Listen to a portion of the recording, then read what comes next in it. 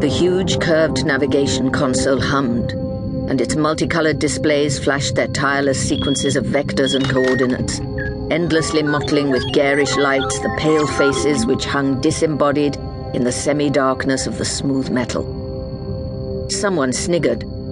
An elbow clad in glossy white plastic shot out and gouged invisible ribs. "Hear that, Oliphant? 69.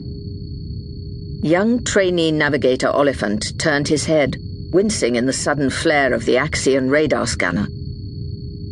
"All right, so we have 69 hours to Dido orbit." There was a pause.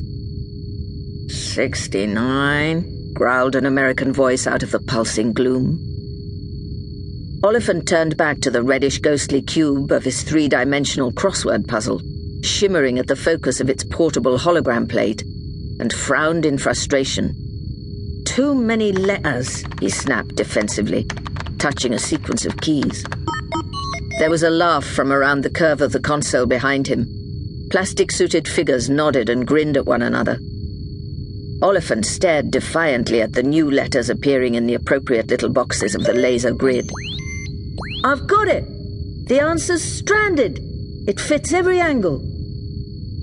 "Does it, Oliphant? You lucky boy," drawled the rich bass American voice. An older man with a shock of grey hair stood up and leaned over Oliphant's shoulder to study the puzzle. "Stranded. It is oddly appropriate," he said quietly. "How long have they been on that god-forsaken planet, anyhow?" demanded a gruff voice from the shadows. The tall grey-haired man zipped up the top of his gleaming white tunic. "Approximately 3 months, I think," he said.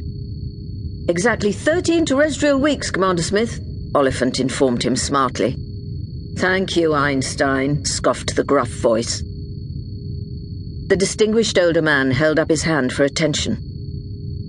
"We are about to enter the zone of turbulence reported by Astra 9 before the accident," he reminded them. "I want extra vigilance in here from now until orbit is established."